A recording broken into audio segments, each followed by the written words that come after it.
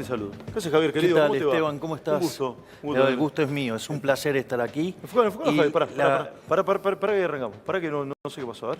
Ahí estamos. ¿Qué haces, Javier? Vamos Todo de nuevo. bien, todo Sí. bien. Gracias por Quería venir. agradecerte por la invitación y es un placer y quería felicitarte por... Se han viralizado algunas notas que has hecho espectaculares, la verdad que dignas de admiración, y te puedo asegurar que en algunas de las notas demostrás tener mucho más conocimiento de economía que los propios economistas. Sí. O sea, los economistas no saben nada, porque si yo tengo más conocimiento que ellos, los economistas no saben nada. Primero, gracias. No, es que el problema radica en que cuando vos estudiás economía te forman en un paradigma que no es útil para la sociedad esencialmente, es útil solo para los políticos. El Estado no te da la educación que vos necesitas, te da la educación que le sirve. Y eso es tremendo, eso en los programas o sea, y esto es independiente que la institución sea de gestión estatal o de gestión privada, porque los programas, o sea, están condicionados y lo que hacen es adoctrinar gente en favor de la religión del Estado. Entonces, hay muchas cosas que se perdieron, a veces ¿La no... escuela doctrina o la universidad doctrina? En realidad en Argentina todo es adoctrinamiento. Todo es adoctrinamiento. Sí, de hecho hace unos días se viralizó un video donde Miriam Ledwin amenazaba a los alumnos, o sea, que si gana Milei, digo, y decía cosas verdaderamente aberrantes sobre mi persona, y eso no está bien. Y de hecho... A mí me sugirió, yo lo contesto, a mí me sugirió qué tenía que decir acá, en este programa. Yo le dije que tomaba las sugerencias porque iba a hacer lo que quería. Porque hay un librito así, que se llama Constitución Nacional, que me avala. Claro. Se sancionó el 1 de mayo del 53. Simple, a mí me pasó, salvo toda la diferencia que apareció, me sugirió lo que tenía, cómo tenía que trabajar. Bueno, por eso, entonces ahí queda bien claro. Además es un fracaso escandaloso la educación argentina, porque Argentina en las pruebas PISA hoy está séptimo en América Latina. Sí, yo voy a estar primero.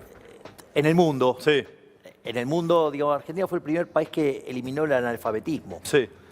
Entonces, la realidad es que lo que vos tenés es que hoy, ponele, la mitad de los chicos no entienden lo que leen. No, el 70% o más no puede resolver un problema de matemática básica. Entonces, y ni que hablar con el desastre que hizo la pandemia, porque los chicos que quedaron fuera del colegio, después la reinserción es muy difícil, está costando mucho. Sí. Entonces, no, me parece que bueno, es uno de las tantas mentiras de que el Estado te ayuda, cuando en realidad el Estado te hunde. Vos me hablas de lo importante y muchas veces los periodistas abordamos lo urgente y los dirigentes también. Te voy a llevar a lo urgente y te corro de lo importante, porque sin duda la educación es lo más relevante. Hoy se anunció un nuevo cuadro tarifario vinculado con las tarifas. ¿Es un tarifazo? ¿No es un tarifazo? ¿Va a repercutir en más inflación? Sí, no, es justo, injusto. Te escucho. A ver, vamos por partes. El problema es lo inmoral del gobierno. Vos tenés un desequilibrio macroeconómico enorme. O sea, yo lo voy a poner en números para que tomemos idea del problema que tenemos. A ver, la crisis del 75, la del Rodrigazo, estalló con un déficit fiscal de 14 puntos sobre del PBI. Sí. La tablita cambiaria en el 81 estalló con 11. La hiperinflación de Alfonsín con 8, la convertibilidad con 7. Y hoy, si vos tomás Nación y Banco Central, estamos entre 9 y 10 puntos del PBI. Está claro que tenemos un problema enorme. Si vos... ¿Decís que todo puede estallar? Sí, claro, está al borde del estallido. Está al borde del estallido. Sí, de hecho tenés indicadores sociales, por ejemplo, que son peores que los del 2001, la antesala del 2002. Sí, claro. Tenés desequilibrio monetario que es el doble del que tenías previo al Rodrigazo. Pensá que el Rodrigazo implicó multiplicar por 6 la inflación y por 5 la cantidad de pobres. Si vos haces ese ejercicio con el ritmo de inflación que trae Argentina hoy, 90%, que es los 7 meses anualizados, lo multiplicás por 6, te vas a 540% de inflación. Y cuando pase eso, bueno, te vas a quedar con pesos en la mano, te los vas a sacar de encima como sea, y eso te podría precipitar una hiperinflación. ¿Puede suceder una hiperinflación entonces? Sí, porque además cuando vos mirás la dinámica de los activos financieros ligados a la huida del peso, están en línea con lo que vos tenías en el segundo semestre de 1988, la antesala de la hiper. Es decir, la situación de Argentina es muy compleja, tremendamente compleja. Argentina, para evitar un desastre, necesita hacer un programa de estabilización duro. Un programa de estabilización duro tiene siempre 3 patas. Sí, tiene una mala palabra eso, ¿no? ¿Se llama ajuste o no? Bueno, eso depende, digamos, o sea, vos no podés vivir gastando más de lo que... No, es clarísimo. Para mí no es una mala palabra, pero... No, pero es que, bueno, eso tiene que ver con descripciones matemáticas. O sea, esto es poner las cuentas en orden. ¿No? Entonces, fíjate esto. Vos un programa de estabilización tiene 3 patas siempre. Tiene una pata fiscal, una pata monetaria y una pata externa, ¿sí? Que tiene que ver con el tipo de cambio. Entonces, ¿qué es lo que pasa? Vos por ejemplo, uno de los problemas que vos tenés hoy en Argentina, tenés controlado el tipo de cambio. Y en el medio te fumaste las reservas, es decir, las de libre disponibilidad. Sí, menos de 2.000 millones, ¿no? Más cerca de 1.000 que de 2.000 en realidad, sí, ¿no? Estás ya raspando la olla. Pero fíjate esto, ese exceso de demanda que se genera, porque es un precio que no es el de equilibrio, porque al oficial compraríamos todo, sí. pero Todesca, digamos, Massa y no sé, y quien ande dando vuelta no nos deja. Eso no es gratis, porque cuando vos tenés eso, quiere decir que en el resto, es un poquito técnico, pero vale la pena. En el resto de la economía tenés un exceso de oferta. ¿Qué quiere decir? Que los bonos, te cae el precio de los bonos y por ende la tasa de interés es alta.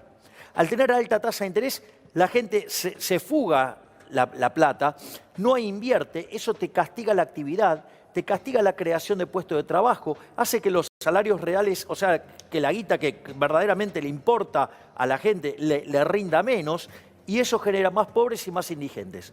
Entonces, y eso es un círculo vicioso, porque entonces vos vas a necesitar más déficit fiscal para dar contención social, y en algún momento esto termina mal. O sea, alguien va a tener que destapar la olla. Es decir, entonces vos O la realidad te lleva puesto, decís vos. Claro, entonces, o haces un programa de estabilización duro, o, digamos, lo único que estás haciendo es tirar el estallido hacia adelante. Sí. Entonces, que eso también es bastante inmoral, porque digo, o sea, ¿qué es lo que está buscando Massa? Massa lo que está buscando es financiamiento para comprar tiempo y que el estallido se corra en el tiempo. Bien, pero eso es un parche, eso no es... Te pongo un punto ahí. Me hablás del dólar, entonces vos me decís un solo precio del dólar. Claro, bueno, te lo puedo hacer con un ejemplo. Dale, vamos.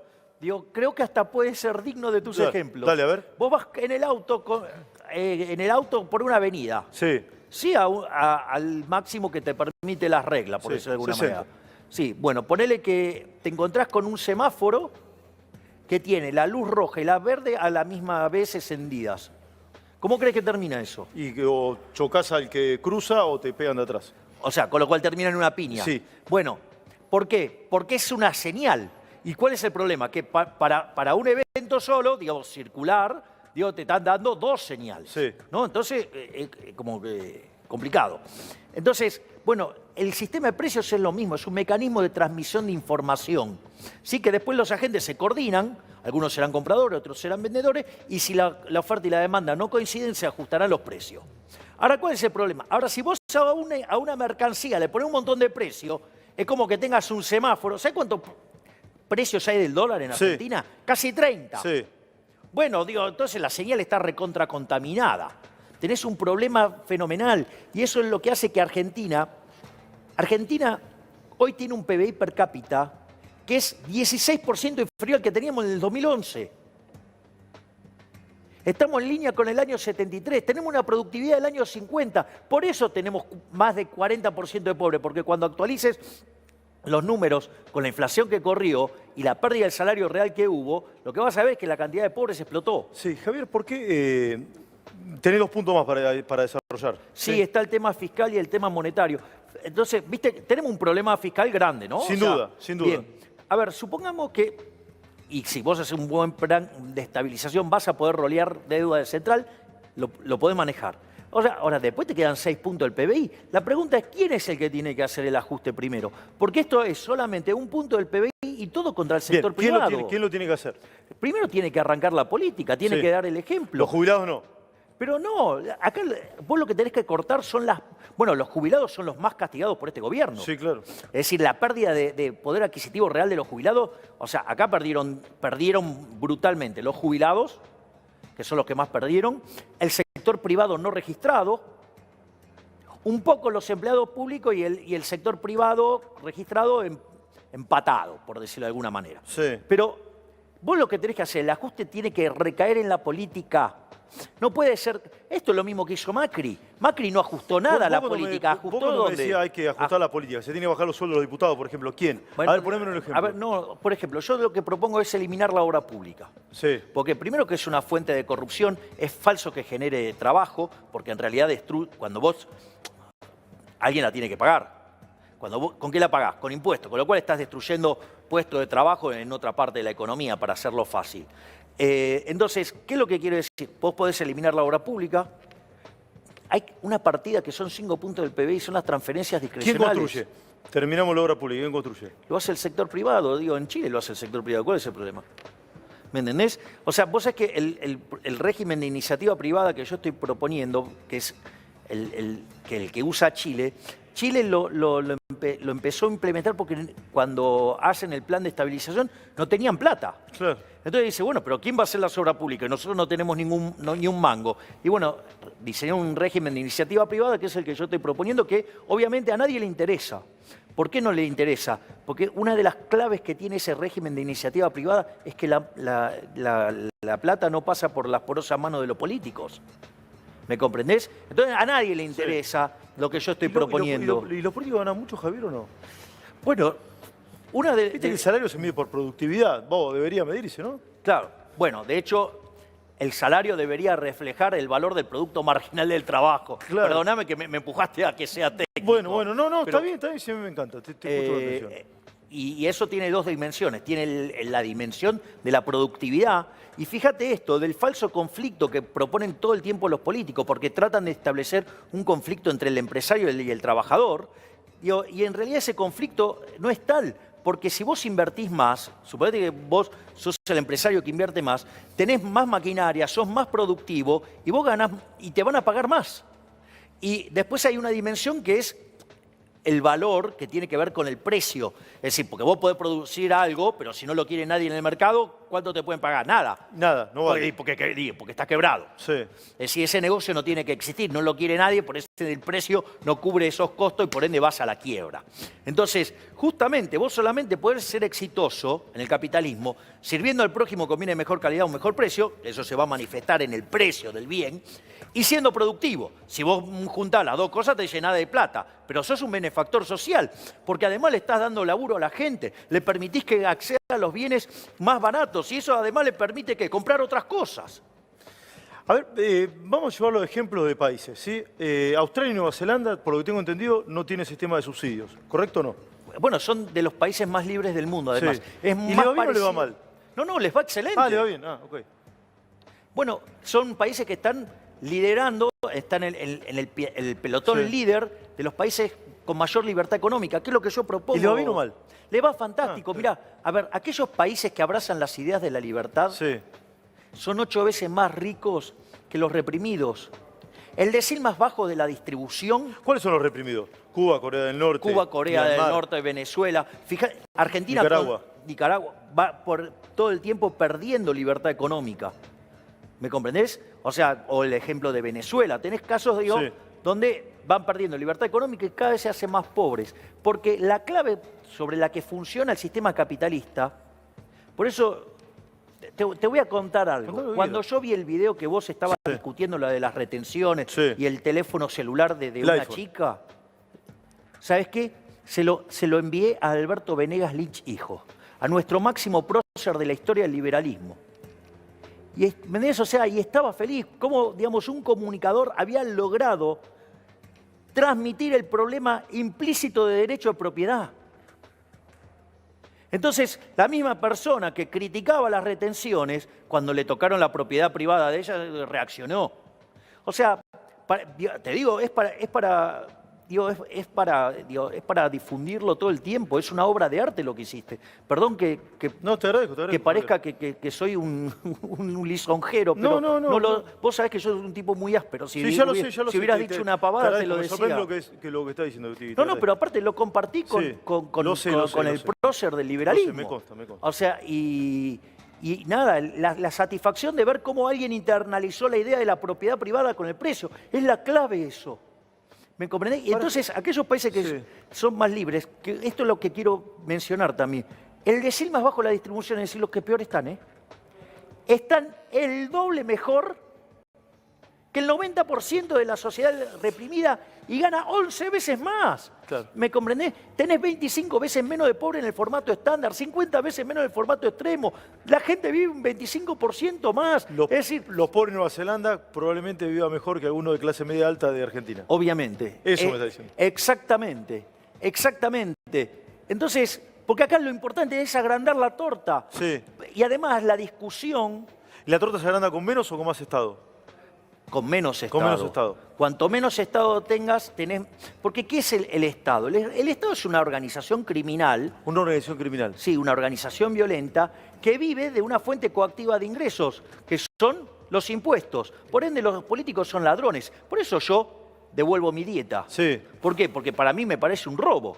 Es decir, el accionar del Estado. Entonces digo, yo digo, no lo voy a validar. Entonces, ¿qué hago? Te devuelvo la Para, y dieta. si sos presidente, ¿qué haces? ¿Devolves el sueldo? ¿Lo sorteas? Digo, es un tema, digamos, es una función Va, ejecutiva. capaz me decís, no quiero ser presidente, pelado, no sé. No, igual, o sea, no, nosotros estamos trabajando fuertemente Ya lo sé. para la presidencia. Entonces, ahí habrá que evaluarlo porque esto ya es una función ejecutiva y el problema es que puede ser que tenga un conflicto de intereses dar es conferencias. Yo hoy puedo dar conferencias, ¿me comprendés? Sí, claro. Hoy puedo, digamos, Sí. y no tengo conflicto de intereses con lo que hago. Pero yo no sé si eso se puede hacer siendo presidente. O sea, porque en realidad yo vivo de mis conferencias. Sí. Entonces, esa es la realidad. Por último, y te despido. Es la primera vez que hemos hablado tanto así de economía dura y me encanta, y hay mucha gente mirándote, lo cual también es un logro poder transmitir economía en la tele, ¿sí? En un canal tan popular como este. ¿Qué hay que hacer con el IVA, Javier? Rápido. No. El IVA es Sí. un impuesto absolutamente violento. Es decir, vos pagaste, pero todos los impuestos son Sí. violentos. Vos tenés que achicar todo lo que puedas el Estado. Porque en el fondo, cuando vos no llegás a fin de mes, porque te sobra Estado. Además, lo que hay que comprender, se llaman impuestos. O sea, vos, algo que es impuesto, ¿qué es? Es un cercenamiento a tu libertad. Entonces, y todo lo que te dicen que el Estado es eficiente, bueno, no existen todas esas cosas son mentiras. Lo voy a hacer Bien, en rápido. dos dimensiones, please. Una es, suponete lo siguiente, respetar la vida del otro está bien, Sí, claro. asesinarlo está mal. Está mal. Que entonces no me vengan con esas teorías del valor medio, porque digo, la tortura también está mal. ¿Me comprendés? Entonces, no es un poquito sí, un poquito no, un poquito de dolor, no, nada. Lo que está mal está mal. Robar está mal. Los impuestos son un robo. Por lo tanto, está mal. O sea, lo primero que hay que hacer es que hay que identificar que el Estado es el enemigo. Y lo otro es que es mentira que existe el Estado eficiente. No existe el Estado eficiente. Eso es mentira. ¿Por qué? Porque vos tenés 4 formas de gastar la plata. Podés gastar la tuya en vos mismo. Vos sabés lo que te costó ganarla y lo que querés. Vos después podés gastar la tuya en otros. O sea, ¿qué haces? Minimizar los costos. Sí. Después podés gastar la de otros en vos. Despilfarrás. ¿Cuál es la peor forma? Gastar el dinero de otros en otro. Como señala Thomas Sowell, no hay nada más estúpido e irresponsable que darle a gastar a alguien una plata sobre la cual no la genera y no tiene responsabilidades sobre los resultados. Entonces, cuando pasa eso, en lugar de llamarse estado de bienestar, se tendría que llamar estado de malestar. Entonces, porque yo te he podrido escuchar a estos políticos ladrones basura que dicen, no, hay que hacer eficiente el Estado. Primero, nada puede ser eficiente si partió de un robo. Y segundo, aun cuando hubiera un consenso para hacer esa financiación, tampoco lo puede hacer eficientemente porque no puede internalizar los costos, porque no sabe cuáles son tus preferencias y además no la ganó él. ¿Y entonces? Eliminamos el IVA. Lo que hay que hacer es bajar todos los impuestos. Por eso pero también tenés que bajar Volvamos el al gasto caso del público. iPhone. Y con esto te despido porque sé que estás con la agenda apretada. Volvamos al caso del iPhone. Yo acá tengo uno, yo me lo compré. Sí, vos debes tener uno también, no sé. Yo tengo... Es otra marca, bueno. Sin el IVA, ¿esto cuánto sale? Y tenés que sacarle el 21%. El 21%. Si valiera 121, pasaría a valer 100. Pero no es solo eso, Esteban. El 50% de las cosas que compramos es del Estado. O sea, en lugar de haber hecho esa basura del etiquetado frontal, que es un avance sobre la propiedad privada, que tiene un montón de defectos desde lo conceptual, ¿por qué en el etiquetado frontal no ponen cuánto tiene de impuestos? Porque recién la chica que vos estabas reporteando, Sí. que te decía el turismo, ¿me entendés? Casi el 60% son impuestos del pasaje. Los autos también. O sea que cuando... Sí, bien. bien. Entonces vos fijate, Bien. bueno, si tenés un auto de alta gama, Sí, sí. estás arriba del 75%.